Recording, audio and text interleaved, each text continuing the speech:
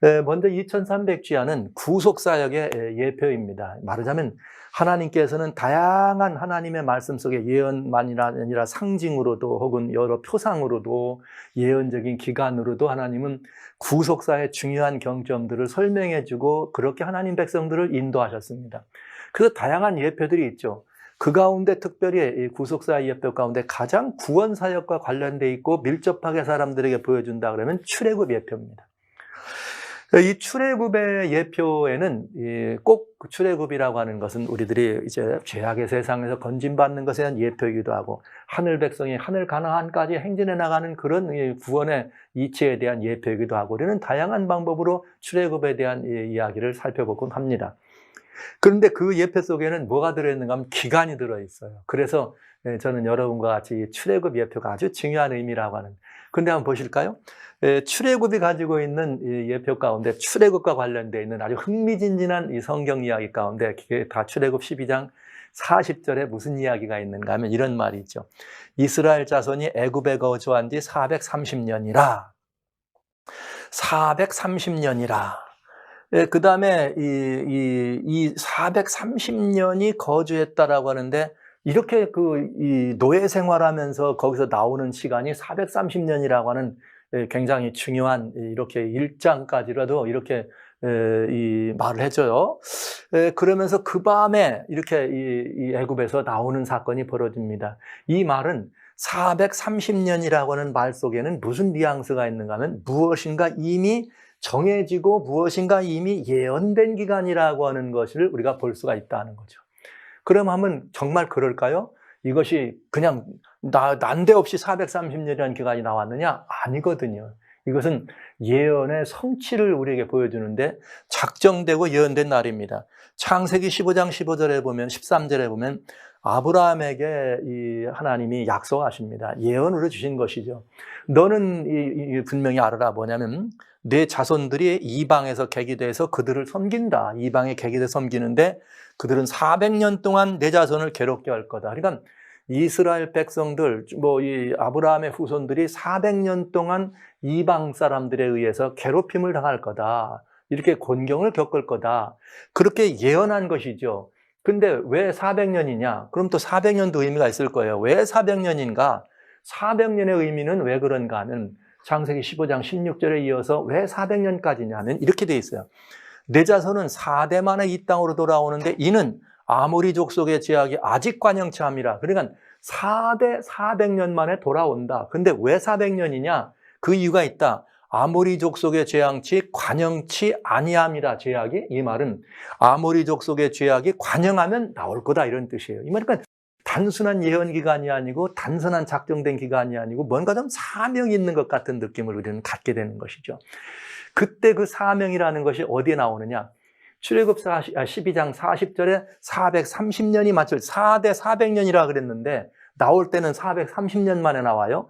그러면서 뭐라고 되어 있는가 하면 430년이 마치는 그날에 이렇게 되어 있어요. 430년이 마치는 그날에. 그러니까 이건 굉장히 중요한 의미가 있어요. 4대라고 하고 4대 400년에 온다 그랬는데 430년이 마쳤다는 말은 작정된 기간이라는 것이요. 그날에 사명이 나오네. 여호와의 군대가 다 나왔다. 그러면 여호와의 군대가 나왔다는 말은 아모리 족속의 죄악이 아직 관영치 아니하였다는 이 말과 무슨 상관관계가 있는 것 같지 않습니까? 분명하죠. 이 말은 아모리 족속의 죄악이 즉 가나안 땅에 있는 많은 부족들의 죄악이 관영해서 그 죄악을 뭐하기 위하여 징치하기 위한 하나님의 도구로 이스라엘 백성들이 나왔다는 것입니다. 자, 여러분. 이렇게 되면은 구약 이스라엘 백성들이 이런 출애굽하는 것이 구약 이스라엘 백성들을 위한 예표로 주어지고 그들 백성들에게 굉장히 중요한 견고와 구원을 줬다면 신약 이스라엘, 즉 영적 이스라엘과는 어떤 관계가 있을까요? 구약 이스라엘 백성들은 400년 포로가 있을 거다는 예언도 포로라기보다는 아주 이방에서 계기돼서 괴롭힘을 당하는 기간이죠. 그러나 회복은 430년, 예언의 성취가 430년인데 그 기간의 의미는 뭐냐면 이스라엘 백성들에게는 그 포로 생활을 마치는 의미가 있고 회복의 의미가 있었지만은 이스라엘 백성은 회복의 의미지만 이 세상에 있는 아모리 족속에게는 죄악의 잔이 차는 의미였다. 죄악의 잔이 차는 의미였다. 그 다음에 이들을 불러낸 목표나 의미는 뭐냐면 여호와의 군대였다. 주님께서는 하나님의 백성들을 이끄시는데 하나님께서 이끄시는 그 백성들이 그 제한된 기간도 있고 예정된 그 시간표대로 그 이유가 다 무엇인데 그들이 가진 사명까지도 이렇게 설명해 주고 있는 것을 알 수가 있는 것이죠. 그렇다면 구약 백성들이 이런 것처럼 신약 영적 이스라엘에게는 이런 하나님의 이 의미는 없을까요? 이 말은 무슨 말이냐면 구약 백성들보다 신약 백성들은 너무 유리해서 이런 그런 고난이나 곤경이 없을까요? 여러분, 신약 백성이 구약 백성보다 그런 면에서 유리합니까? 구약 백성들이 애굽의 노예가 됐고 바벨론의 포로가 끌려갔고 다양한 민족들로부터 침입을 받고 외세 침입을 받는 그런 시간들을 2000년 가졌습니다. 노아 홍수 이후에 그러면 신약 백성들은 그보다 훨씬 유리했습니까? 여러분, 신약 백성들은 이스라엘 백성들, 구약 이스라엘 백성들이 고난받고 환난받고 포로되고 이런 것보다 훨씬 더 유리합니까? No, 그렇지 않습니다. 우리가 아는 것처럼 역사는 신약 백성들 어마어마한 고난과 핍박이 있었습니다. 그런데 어떻게 구약 백성들에게는 이런 예표를 주면서 그런 일이 있을 때 얼마 동안 고난당하고 어느 캐서 나올 거다는 예언을 하신 하나님, 그런 일정으로 인도하신 하나님이 신약 백성을 위해서는 침묵하셨을까요? 그렇지 않다는 거죠. 신약 백성들을 위해서 침묵하지 않으신다는 얘기죠. 신약 백성들에게도 고난과 포로가 있을 것을 예언했습니다. 그게 뭐냐? 작은 뿔에 핍박이 있다는 것으로 예언이 된 거죠. 신약 백성이란 말은 예수님의 십자가 이후에 조성되고 탄생된 백성들인데 그들에게도 무슨 일이 있는가? 여기 작은 뿔이 나타나가지고 이 하나님을 대적하고 하나님의 백성들과 매일 드리는 제사가 붙인 바 되어서 고난받는 부분이 있죠. 역시 이건 다니엘 8장 얘기지만 다니엘 7장에는 하나님을 대적하고 백성들을 그냥 막 핍박하는 그런 세력으로 여기에 이 고난받는 백성들에 대한 이야기가 있는 것입니다. 성경은 우리들에게 신약이든 구약이든 하나님 백성들이 겪어야 될 일들에 대해서 침묵하지 않으신다. 신약 백성들은 구약 백성들보다 그런 일에 있어서 더 많은 유리함이 있어가지고 하나님이 침묵하셔도 괜찮은 그런 상황은 아니라는 거죠. 그게 다니엘 8장에 예언이 돼 있는 거예요. 신약 백성들이 뭐 했다? 작은 뿔로 인해서 핍박받고 고난받는다. 그런 포로 생활을 예언해요. 그러나 회복과 사명이 있다. 그러나 언젠가 그 신약 백성들이 내게서 날 자들이 오래 황폐된 것을 다시 세우고 역대 파괴된 것을 기초를 쌓고 너는 무너진 데를 보수하는 자다. 수추가 이렇게 할 거라는 얘기. 이 말씀은 이사야에게 주신 말씀이지만 이거는 무엇을 의미했는가? 그렇게 고난과 압제와 핍박을 받는 하나님 백성들이 언젠가는 그 상황에서 벌어져 일어나서 무너지고 황폐한 것. 다니엘 8장에서는 유린되고 핍박받아서 막 파괴된 것이죠. 여기 똑같아요. 유리되고 파괴된 것, 무너지고 황폐된 것들을 보수한다. 근데 그들을 누구냐? 성경은 그들을 말하기를 계시록 12장 17절에 용이 여자에게 분노에 돌아가서 여자의 남은 자손이 탄생한다. 그들은 하나님과의 계명을 지키며 예수의 증거를 가지고 뭘 하느냐? 태어나서 사단과 그야말로 한판 붙는다. 그러니까 하나님의 계명과 예수의 증거가 뭐 하는 게 나타난 거예요? 회복될 것이 나타난 것입니다. 왜요? 여러분 아시는 것처럼 신약 백성이 시작할 때 요한계시록에 신약 백성들의 이야기가 되어 있는데 요한이 이 하나님의 계명과 예수의 증거를 인해서 반모란 섬에 귀양 갑니다. 그러니까 가진 핍박을 뭐 때문에 받았느냐? 하나님의 계명과 예수의 증거 때문에 받았습니다. 그러나 마지막에는 이들이 도망 다니고 이렇게 이 광야로 피난 갔지만은 마지막에는 이 백성들이 도망가거나 피하지 않고 용과 맞서서 싸우는 백성이 되는 거죠. 오래 황폐된 것을 다시 세우고 역대 파괴된 것을 기초를 쌓는다는 의미는 같은 그런 의미로 볼 수가 있겠습니다. 그래서 보시죠. 자, 구약에는 뭐라고 이 신약 백성들에 대한 얘기를 영적 이스라엘이 어떤 일을 할 것이라는 얘기를 해야 되느냐?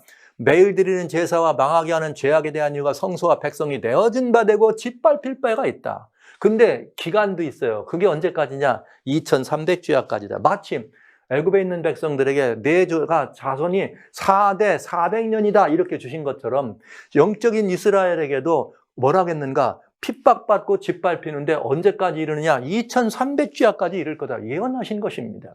그러니까 이 2300주야라고 하는 예언은 그저 기산점이나 출발점에 대한 의미가 더 중요한 것이 아니라 그 기간이 하나님께서 하늘 백성들을, 하나님의 백성들, 자기 백성들을 어떻게 인도하시는지에 대한 하나님의 섭리의 손길에 그 안에 들어있다고 하는 사실입니다.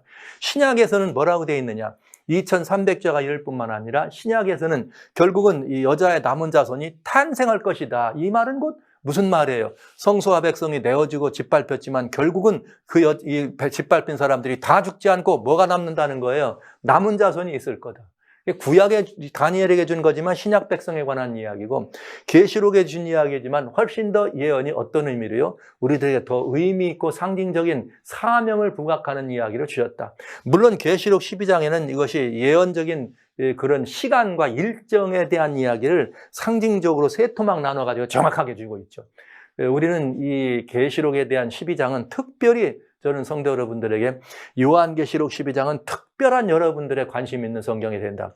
2300자는 다니엘에 예언했고 계시록의 요한은 12장에 예언이 있습니다. 역사상 가장 긴 예언이라고 말하는 다니엘은 2300년에 관한 예언이지만 요한계시록 기록된 12장에 나와 있는 이 예언은 우주부터 마지막까지라는 더 긴 시간에 대한 이야기입니다. 그리고 2300주야의 짝꿍은 계시록 12장에서 찾을 수가 있게 됩니다. 거기에 세 토막이 나오는 거죠. 자, 여기 왜 그러냐? 이 계시록 12장에는 여러분 아시는 것처럼 여자가 아기를 낳아서 애를 낳으려고 애쓰는 여자에 관한 이야기. 하나는 도망치는 이야기 광야로, 하나는 여자의 남은 자손. 세 토막 아닙니까? 그럼 애쓰는 여자의 얘기가 구약 백성들 얘기고 도망치는 얘기가 신약 백성들 이 얘기입니다. 그 다음에 여기 무슨 얘기냐? 여자의 남은 자손 얘기는 이 시간 2300주야 이후에 대한 얘기다. 그러니까 요한계시록 12장은 훨씬 더 긴 예언이 들어있다 하는 것을 알 수가 있죠. 그러나 이제 저는 2300주야의 기간에 대해서 조금 더 여러분에게 말씀드리려고 그래요. 2300주야는 두 토막으로 나눠져 있습니다. 두 토막으로 나눠져 있는데 그 첫째 토막은 70일이라고 하는 이 다니엘에게 내 백성과 내 거룩한 성을 위하여, 다니엘에게 내 백성과 내 거룩한 성이라 다니엘 9장에 주님께서 분명히 말씀하셨어요. 24절에. 그러니까 내 백성과 내 거룩한 성을 위하여 이렇게 70일으로 기한을 정했다. 여기 기한을 정했다는 이 기간은 2300주야 안에 있는 내용이라는 것 여러분이 다 아시는 내용이고, 2300주야는 연일 원칙에 의해서 2300년이라는 걸 알 수 있고요. 그러니까 내 백성, 다니엘 보고 말하기를 내 백성이라 그랬어요. 내 백성, 하나님 백성이라고 하지 않고, 그건 뭐냐?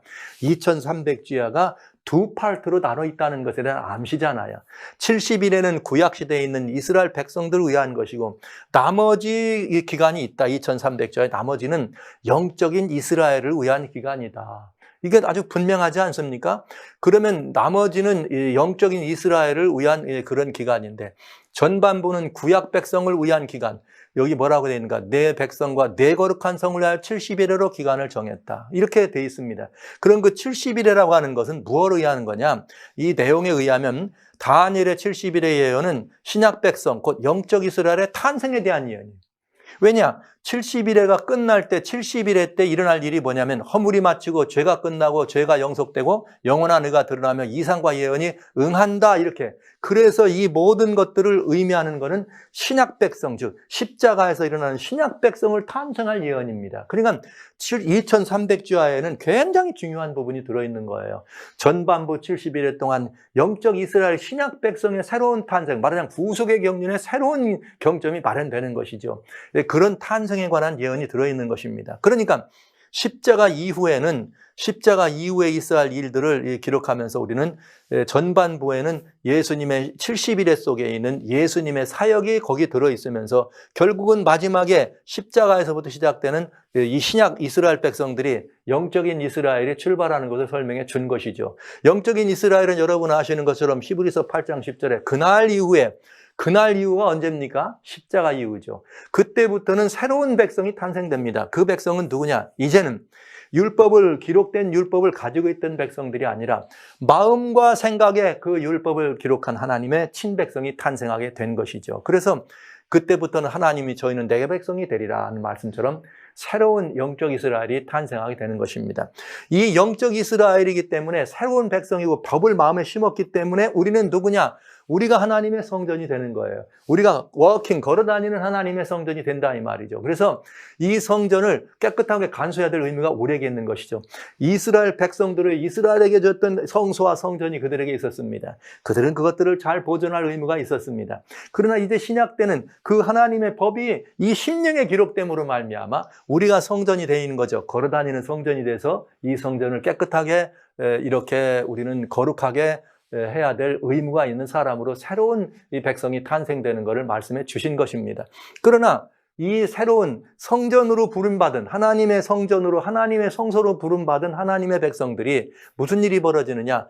여기 다니엘 8장 11절로 12절부터는 여러분 이건 예수님의 십자가 이후를 말하는 거죠. 신약 백성들에 대한 예언입니다. 그들을 향해서 여기 뭐라고 나오냐. 매일 드리는 제사를 대하고 성소를 헐었으며 범죄함을 인하여 백성과 매일 드리는 제사가 그것에 붙인 바 되고 또 진리를 땅에 던지며 자의를 행하여 형통하였더라. 여러분 여기에 매일 드리는 제사를 제하고 백성과 매일 드리는 제사가 그것에 붙여졌다. 그것이 뭐죠? 우리는 다 그것이 작은 뿔이고 이 작은 뿔은 다니엘 7장의 작은 뿔과 같은 세력이고 이 세력은 중세의 타락한 교회를 구성했던 교권이라는 것을 우리는 잘 알고 있습니다. 근데 여기 보면 굉장히 중요한 말이 있어요. 우리는 그냥 이거 얘기할 때 2300주야 때문에 너무 강조하느라고 이 내용을 이렇게 허물 때가 있는데 중세 때 작은 뿔이 핍박한 것 가운데 매일 드리는 제사가 있어요. 즉 매일 드리는 제사를 드리지 못하게 하고 매일 드리는 제사가 그것에게 붙인 바 되었다. 여러분 매일 드리는 제사라고 하는 말은 구약 당시에 잘 아시는 이야기죠. 우리 계속적으로 공부할 거예요. 속죄 매일 드리는 제사는 무엇을 위해 매일 드립니까? 개인의 하나님께 향하여 혹은 이스라엘 백성들이 매 속죄 제사로 드리는 것이죠. 그러니까 여러분 제사가 그것에게 붙였다는 말은 또 그것이 제사를 드리지 못하겠다는 말은 우리는 신약 백성들은 이제 우리들의 속죄를 위해서 죄사함을 위해서 우리는 예수님께 나가야 합니다.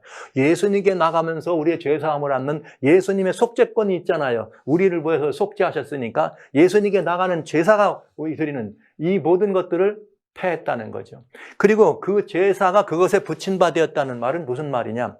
제사는 제사를 드리는 사람들이 있어요. 제주라 그래요. 누가 제주죠? 제사장이 제주입니다.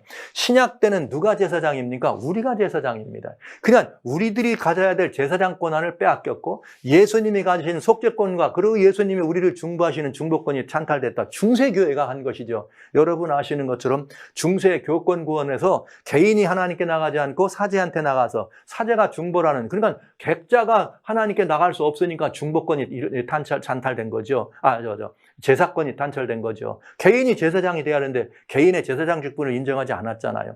뿐만 아니라 예수님께 나와서 속죄의 공적을 우리가 힘입어야 되는데 예수께 직접 나가야지 중보의 은혜를 입지 않습니까? 그거를 직접 못 나오고 교회에 나가게 하니까 여러분 주님의 중보권마저 박탈된 것이죠. 여기 성소 문제는 바로 매일 드리는 제사와 관련이 있고 중세 교회를 먼저 이해하는 것이 아주 중요합니다. 어쨌든 여러분 작은 뿔에 핍박이 있다는 것이 이렇게 분명하게 예언되어 있습니다. 그래서 2300전 아시는 바대로 전반부 구약 백성을 위한 것, 후반부 영적 이스라엘을 위한 우리들을 위한 시간이었다. 그런데 이 우리들을 위한 시간이었는데 아시는 바대로 작은 신약 백성들에 대한 구속의 예언이 작은 뿔도 역시 뭐가 있다? 애굽 백성이 애굽에 있었던 것처럼 400년 미리 예언되어 있는 그것처럼 작은 뿔도 우리는 1260년이라고 하는 기간 동안 2300주에 포함된 기간 동안 고난스러운 고난을 받았습니다. 그리고 430년에 나와요. 400년 예언했지만 430년에 나옵니다. 그런데 실제 회복은 2300에서 70일에 490을 빼면 1810년이 남습니다. 그러니까 1810년이라고 하는 기간 동안이 핍박받는 기간이고 그 가운데 1260년이라는 기간 동안은 아주 더 많은 작은 뿔로 인한 압제가 있는 시절인 것을 알 수가 있는 것이죠. 그래서 2300주야는 사실은 무엇인가? 마지막 때 용과 싸우는 여호와의 군대로 나와야 될 필요를 우리들에게 말씀해 주시고 애굽에 포로되었던 것처럼 우리 신약 백성들도 이런 고난과 압제가 있을 것이다. 그러나 이 고난과 압제가 있을 뿐만 아니라 이 고난과 압제가 끝에는 뭐가 나온다? 애굽에서 여호와의 군대로 아모리 족속의 죄악을 징치하기 위해서 하나님의 군대가 나온 것처럼 이 신약 때도 역시 1810년이라고 하는 기간이 지나면, 즉 2300조의 끝이 되면 여호와의 군대가 탄생하게 될 것이다. 의미 있는 기간을 이해하게 되면 2300조의 끝에 무슨 일이 벌어지는가? 여자의 남은 자손이 탄생하는 것이죠. 왜? 여자의 아까 말씀드린 것처럼 2300주야 기간 동안에 성소가 있습니다. 이제 성소 문제를 보겠습니다만, 하나님 백성들이, 새로 난 백성들이 거룩한 하늘 백성이요 성전이에요. 그들이 하나님의 계명과 예수의 증거를 가진 사람들입니다. 그들이 핍박을 받은 것입니다. 왜요? 사단은 그들을 없애려고 하는 거 당연한 거니까. 그래서 2300주야가 끝나면 2300주야가 마칠 때 하나님의 계명과 예수의 증거가 온전히 회복되고, 그 하나님의 계명과 예수의 증거를 심령에 심은 하나님의 친 백성들이 여자의 남은 자손으로 탄생한다는 이야기죠. 뭐 때문에요? 용과 더불어 뭐 하려고요? 싸우려고요. 그러니까 이 2300주야의 기간이 가지고 있는 하나님 백성들과 하나님 사이의 관계를 이해하면, 거기서 마지막 2300주가 끝나게 되면 성소가 회복되고 하나님의 계명과 예수의 증거가 회복된다는 사실도 우리는 알 수가 있다. 2300주야가 어떤 의미가 있는 기간이다. 그 기간 동안 핍박받고 압제받던 그런 사람들이 어떻게 된다? 회복된다는 의미가 그 안에 포함되어 있는데, 그렇다면 그건 무엇을 위한 회복인가? 이제는 인간의 심령 속에 하나님의 계명과 하나님의 법을 마음과 생각에 주었기 때문에, 그 마음과 생각에 하나님의 계명을 가진 사람들이 계명의 뭐가요? 목표인 예수님의 증거죠. 이것이 회복되는 상황을 우리는 2300자가 마치는 상황을 보면서 계시록 12장과 연결하면 정확하게 우리는 이 사실을 맞춰볼 수가 있다는 거죠. 한 번쯤 생각해 봐야 되지 않겠습니까? 이제 여호와의 군대로 하나님께서 그렇게 탄생한 그들이 어떤 사람들이에요? 계시록 14장 1절에는 어린 양이 시온산에 섰는데 그와 함께 14만 4천이 있더라. 이렇게 14만, 그 이마에 어린 양의 이름과 하나님의 계명 쓴 것이 있더라. 어린 양의 하나님의 이름과 어린 양의 이름이 있다는 말은, 하나님의 계명은, 하나님의 이름은 하나님의 계명이죠. 품성의 사본이니까. 어린 양의 이름은 어린 양의 누굽니까? 품성이죠. 예수님의 증거죠. 예수님의 성품이 가장 완벽하게 드러난 성경 66권의 블랙홀은 십자가입니다. 온 우주적 부속의 공과의 블랙홀은 십자가로 직결되게 있습니다. 그러면 그 십자가에서 드러난 모든 증거가 뭐예요? 우리를 죄사함의 증거요, 십자가의 증거는 죄사함의 증거요, 의롭다 하심의 증거요, 부활의 증거죠. 우리를 다시 그 모든 부속의 공효를 우리에게 제공해 주시는 영원한 제사장으로 하나님 앞에 계시는 예수님의 중보의 의를 덮여주시는 십자가의 용서의 증거요, 부활의 거듭남의 증거요, 의로움의 증거요, 중보의 증거가, 십자가의 증거가 예수님의 증거 아닙니까? 그러니까 그것이 예수님께서 우리들에게 보여주신 이 삶이었고, 그것이 하나님의 계명의 목표였고, 그것이 예수님의 모습이었다면 14만 4천이라고 하는 여자의 남은 자손은 뭐 이렇게 이 이마에 하나님의 이름과 어린 양의 이름이 써 있다, 그런 여호와의 군대를 말하는 것이지 않습니까? 계시록 14장에 14만 4천이 실제수냐 상징냐 이런 거 오늘 뭐 여기서 말할 필요 없습니다. 그냥 지금 중요한 건 뭐냐? 거기에 여호와의 군대들이 서 있다 이거죠. 어린 양 되시는 예수님과 함께 어디로 인도하더니 따라가더라. 그 군대가 하는 일이 뭐예요? 심판의 때가 가까웠다. 그리고 만민에게 복음을 전하는 거 아닙니까? 이렇게. 그래서 그 여호와의 군대 만민에게 하나님께로 그들을 돌이키라 말이야. 바벨론이 무너졌다고 크게 외쳐야 될 능력 있는 사람, 하나님의 직분을 가진 사명이 있는 사람, 그 여호와의 군대로 사명 있는 부르심을 받은 우리들이, 그러나 2300자는 사실 이 기간에 포함된 의미, 하나님께서 하나님 백성을 어떻게 인도하셨는가, 하나님 백성들이 어떤 그 2300년이라고 하는 기간 동안에 고난을 받는데 구약 백성들과 신약 백성들이 어떤 역할 속에서 하나님의 이 사명과 연설을 감당하는가, 이것이 더 중심이라고 하는 것이죠. 그래서 2300자의 그 의미를, 2300자라고 하는 기간의 그 의미를 이해하면 2300조의 끝에 일어나는 사건의 의미도 더 분명해진다는 것이죠.